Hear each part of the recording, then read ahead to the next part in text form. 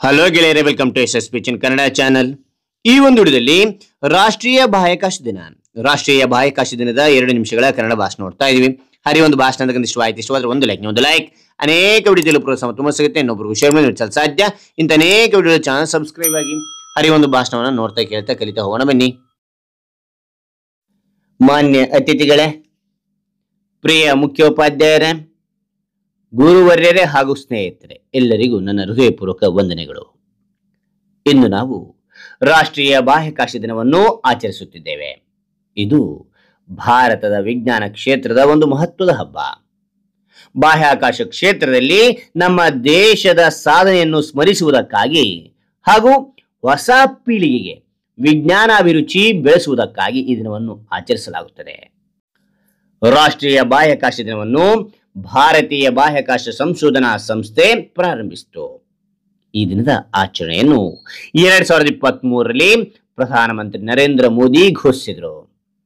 ಚಂದ್ರಯಾನ 3 ಯಶಸ್ವಿ ಚಂದ್ರ ನಿಲುಗಡೆಯ ನಂತರ ನಮ್ಮ ವಿಜ್ಞಾನಿಗಳ ಸಾಹಸ, ಪರಿಶ್ರಮ ಮತ್ತು ಪ್ರತಿಭೆಯನ್ನು ಗೌರವಿಸಲು ಈ ದಿನವನ್ನು ನಿಶ್ಚಯಗೊಳಿಸಲಾಯಿತು. ಈ ದಿನವು ನಮಗೆ ಅಸಾಧ್ಯವೆಂಬುದೇ ಇಲ್ಲ ಎಂಬ ಸಂದೇಶವನ್ನು ನೀಡುತ್ತದೆ. ನಮ್ಮ ದೇಶದ ವಿಜ್ಞಾನಿಗಳು ತಮ್ಮ ಶ್ರಮ, ಧೈರ್ಯ ಮತ್ತು ಬುದ್ಧಿಶಕ್ತಿಯಿಂದ ಭಾರತದ ಹೆಸರನ್ನು ಜಗತ್ತಿನ ಅಗ್ರಗಣ್ಯ ಬಾಹ್ಯಾಕಾಶ ರಾಷ್ಟ್ರಗಳ ಪಟ್ಟಿಯಲ್ಲಿ ಸೇರಿಸಿದ್ದಾರೆ. ಆದ್ದರಿಂದ ನಾವು ಈ ದಿನದಂದು ವಿಜ್ಞಾನಿಗಳ ಸಾಧನೆ ಗೌರವ ಸಲ್ಲಿಸಬೇಕು ಮತ್ತು ಮುಂದಿನ ಪೀಳಿಗೆಗೆ ವಿಜ್ಞಾನ ತಂತ್ರಜ್ಞಾನದತ್ತ ಪ್ರೇರಣೆ ನೀಡಬೇಕು.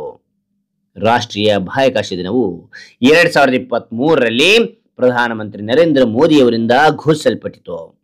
ಇದು ನಮ್ಮ ವಿಜ್ಞಾನಿಗಳ ಸಾಧನೆಗಳನ್ನು ಸ್ಮರಿಸುವ ಹಾಗೂ ಯುವಕರಿಗೆ ವಿಜ್ಞಾನದಲ್ಲಿ ಆಸಕ್ತಿ ಬೆಳೆಸುವ ಒಂದು ವಿಶೇಷ ದಿನವಾಗಿದೆ ಎಂದು ತಿಳಿಸಿ ನನ್ನ ಈ ಪುಟ್ಟ ಭಾಷಣ ಮುಗಿಸುತ್ತೇನೆ. ಜೈ ಹಿಂದ್, ಜೈ ಭಾರತ್ ಮಾತೆ.